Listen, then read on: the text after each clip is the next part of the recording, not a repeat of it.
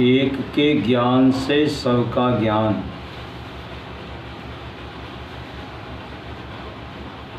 उन देवताओं का जो त्रिवृतकरण कहा गया है उसका उदाहरण दिया जाता है। उदाहरण उसे कहते हैं जो एक देश की प्रसिद्धि द्वारा संपूर्ण देश की प्रसिद्धि के लिए कहा जाता है। श्रुति वही उदाहरण देती है। अग्नि का जो रोहित लाल रूप है वह तेज का ही रूप है, जो शुक्ल रूप है वह जल का है, और जो कृष्ण है वह अन्न का है। इस प्रकार अग्नि से अग्नित्व निवृत्त हो गया, क्योंकि अग्नि का रूप विकार वाणी से कहने के लिए नाम मात्र है। केवल 3 रूप हैं, इतना ही सत्य है।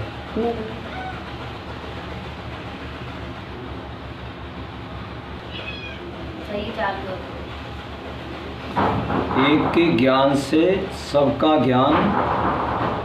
उन देवताओं का जो त्रिवृतकरण कहा गया है उसका उदाहरण दिया जाता है। उदाहरण उसे कहते हैं जो एक देश की प्रसिद्धि द्वारा संपूर्ण देश की प्रसिद्धि के लिए कहा जाता है। श्रुति वही उदाहरण देती है। अग्नि का जो रोहित लाल रूप है वह तेज का ही रूप है, जो शुक्ल रूप है वह जल का है, और जो कृष्ण है वह अन्न का है। इस प्रकार अग्नि से अग्नित्व निवृत्त हो गया, क्योंकि अग्नि रूप विकार वाणी से कहने के लिए नाम मात्र है। केवल 3 रूप हैं, इतना ही सत्य है। लोक में त्रिवृतकरण त्रिवृतकृत 3 तत्वों से मिश्रित अग्नि का जो रोहित रूप प्रसिद्ध है वह अत्रिव्रतकृत आत्रिव्रतकृत केवल तेज का रूप है। ऐसा जान तथा उस अग्नि का ही जो शुक्ल रूप है वह 3 तत्वों के सम्मिश्रण से रहित केवल जल का है, और उसका जो कृष्ण रूप है वह अन्न का है। आत्रिवृतकृत पृथ्वी का रूप है। ऐसा जानो। ऐसा होने पर तू जो समझता था कि अग्नि इन तीनों रूपों से अलग भी कोई वस्तु है, सो उस अग्नि का अग्नित्व अब चला गया। तात्पर्य यह है कि इन तीनों रूपों का विशेष ज्ञान होने से पूर्व तेरी जो अग्नि बुद्धि थी वह अग्नि बुद्धि और अग्नि शब्द अब निवृत्त हो गए। जिस प्रकार दिखाई देते हुए लाल रंग के उपधान समीपवर्ती पदार्थ से मिला हुआ स्फटिक प्राप्त होने पर उपधान और स्फटिक का पार्थिक ज्ञात होने से पूर्व ये पदम राग है। इस प्रकार के शब्द और बुद्धि का प्रयोजक होता है, किंतु उनका पार्थक्य ज्ञात होने पर उसमें उस पार्थक्य ज्ञानी के पदम राग शब्द और पदम राग बुद्धि दोनों निवृत्त हो जाते हैं। उसी प्रकार रूप त्रय का विवेक होने पर अग्नि का अग्नित्व निवृत्त हो जाता है। शंका: किंतु यहाँ इस अग्नि के संबंध में अग्नि बुद्धि और अग्नि शब्द ऐसी अधिक कल्पना करके क्या लेना है?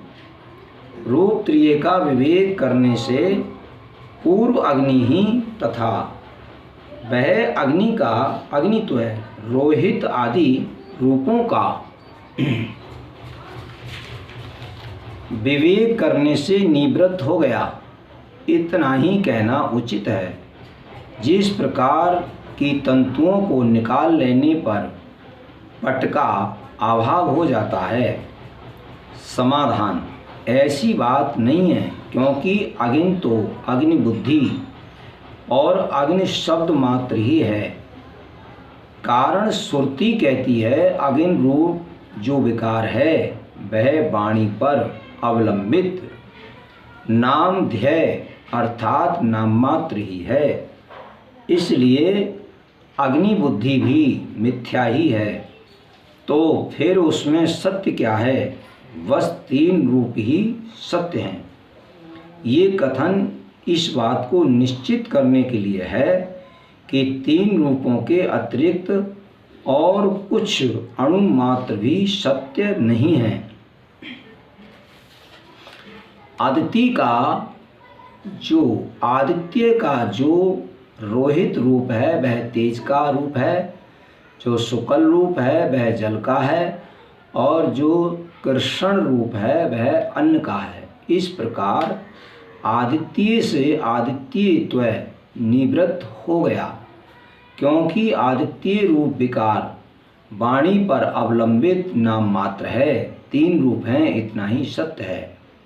चंद्रमा का जो रोहित रूप है वह तेज का रूप है, जो शुक्ल रूप है वह जल का है और जो कृष्ण रूप है वह अन्न का है।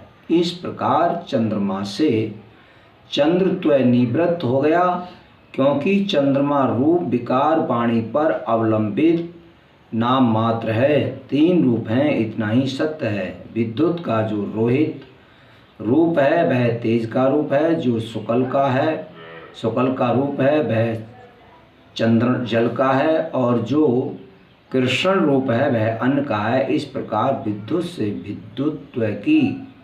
विद्युत्व की निवृत्ति हो गई, क्योंकि विद्युत रूप विकार वाणी पर अवलंबित नाम मात्र है। तीन रूप हैं, इतना ही सत्य है। जो आदित्य का, जो चंद्रमा का, जो विद्युत का इत्यादि अर्थ पूर्वत समझना चाहिए। शंका: किंतु हे सौम्य, जिस प्रकार ये तीनों देवता एक एक करके प्रत्येक त्रिवृत हैं वह मेरे द्वारा जान, ऐसा कहकर अग्नि आदि चारों उदाहरणों से तेज का ही त्रिवृतकरण दिखलाया गया है। त्रिवृतकरण में जल और अन्न का तो उदाहरण प्रदर्शित किया ही नहीं गया। समाधान: ये कोई दोष नहीं है। श्रुति ऐसा मानती है कि जल और अन्न विषयक उदाहरणों को भी इस प्रकार जानना चाहिए। तेज का उदाहरण उनका उपलक्षण कराने के लिए है। इसके सिवाय रूपवान होने के कारण उसके द्वारा स्पष्ट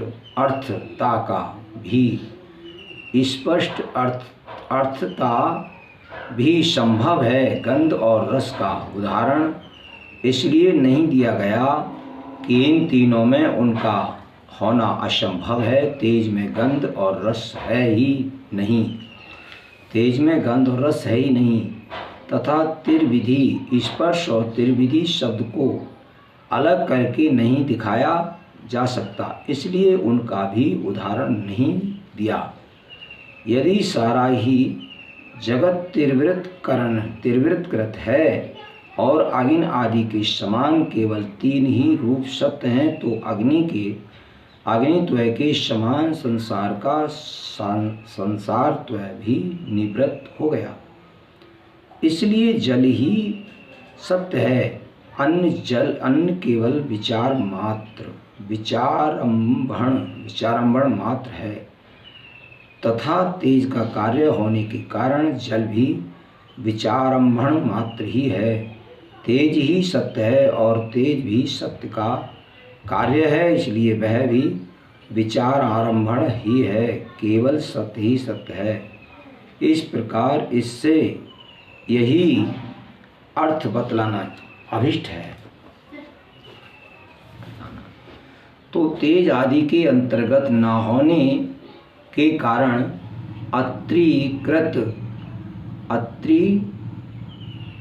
व्रत अत्रिवृत कृत ही रह जाते हैं। इसी प्रकार गंध, रस, शब्द और स्पर्श भी बचे रहते हैं।